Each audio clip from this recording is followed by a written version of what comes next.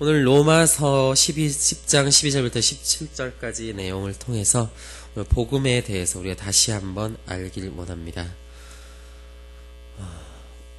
오늘 바울은 이 로마서를 쓰면서 우리가 예수 그리스도를 어떻게 해서 우리의 구주로 부르게 되었는지에 대해서 논증하고 있습니다.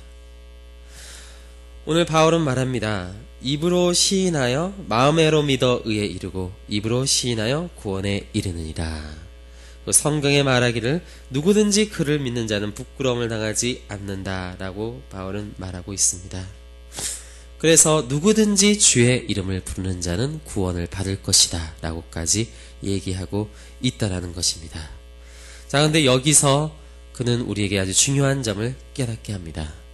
우리가 예수님을 우리의 구주로 부르고 찬송하고 예배할 수 있었던 이유는 무엇이었습니까? 그것은 우리에게 믿음이 있기 때문입니다.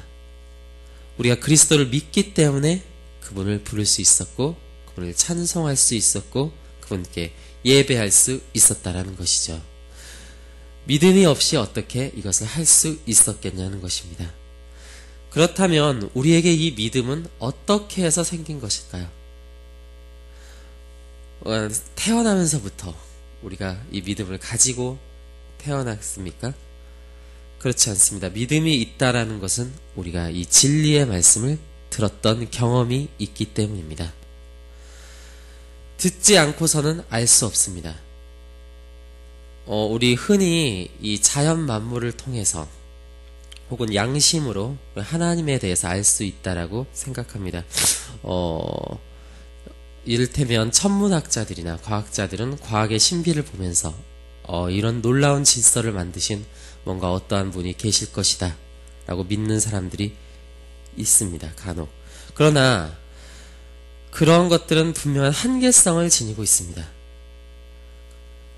자연 만물을 통해서 우리가 어떤 대단한 분이 있다라는 것까지는 알 수 있겠지만 그것이 우리를 구원하신 예수 그리스도라는 지식에까지는 이를 수 없습니다.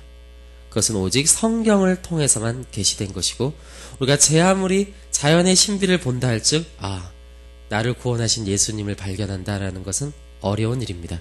뭔가 세상을 다스리시고 뭔가 대단한 존재가 있다라는 것까지는 우리가 도달할 수 있겠지만 우리를 구원하신 예수 그리스도를 아는 지식에까지는 이를 수 없다라는 거죠.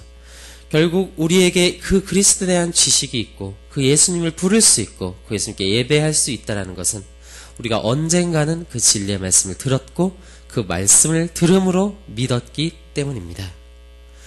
결국 그것을 들을 수 있었다는 것은 어떤 사람이 그에게 그 복음을 들려주었기 때문인데 결국 그가 복음을 들을 수 있었다는 것은 하나님께서 보내신 어떠한 사람들이 있었기 때문이라는 것입니다. 결국 선포하는 사람이 없으면 들을 수 없는 거죠. 우리가 전도하지 않으면 우리가 아무리 기도한다 할즉 우리가 이 복음을 입술로 선포하지 않으면 사람들에게 그것은 들림바 되지 않을 것이고 그 사람들은 절대로 복음을 믿지 못할 것이라는 사실입니다. 결국 선포하는 사람이 있어야만 들을 수 있습니다. 그런 차원에서 오늘 성경은 이렇게 말합니다. 전파하는 자가 없이 어찌 들으리요? 보내심을 받지 아니었으면 어찌 전파하리요? 기록된 바 아름답도다. 좋은 소식을 전하는 자들의 발이여 함과 같으니라. 자, 그러면 그들은 왜 복음을 전도했을까요? 여기까지 지금 바울은 끌어내고 있습니다. 오늘 바울은 이렇게 말합니다.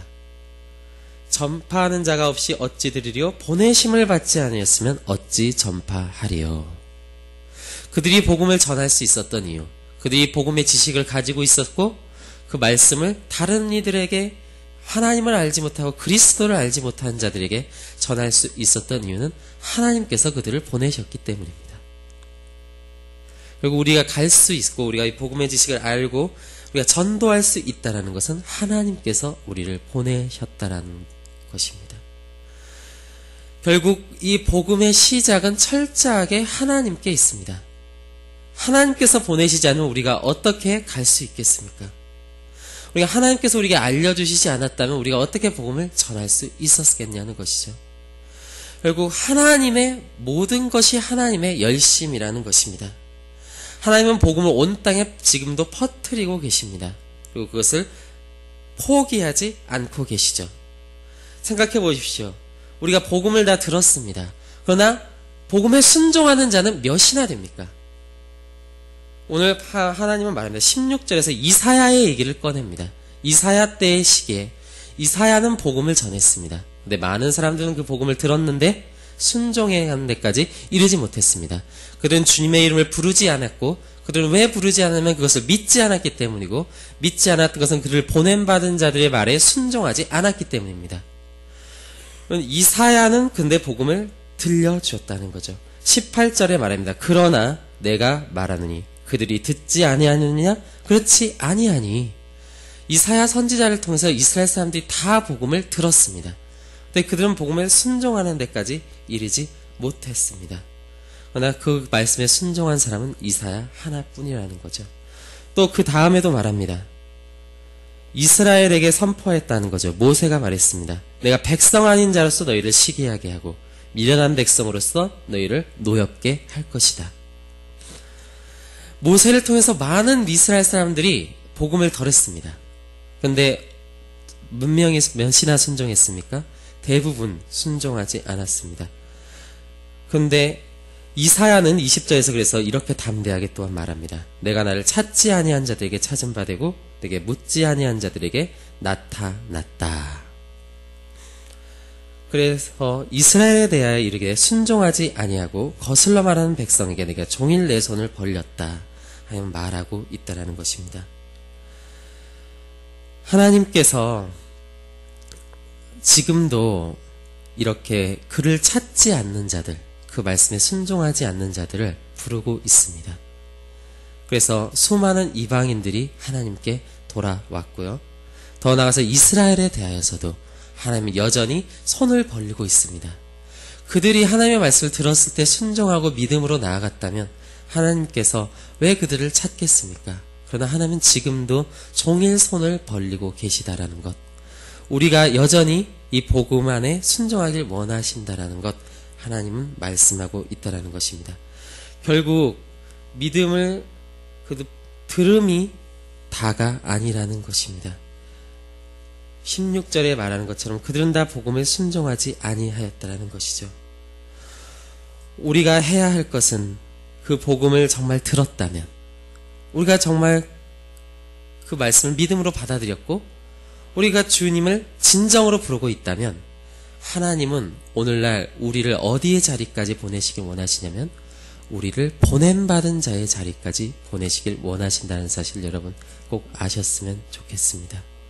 이사야가 바로 그 보냄받은 자였고 모세가 바로 그 보냄받은 자였습니다. 정말 그러니까 하나님을 진정으로 부른다는 것은, 정말 하나님을 부름으로써 구원에 이른다라는 것은 어디까지를 하나님께서 말씀하시는 것입니까?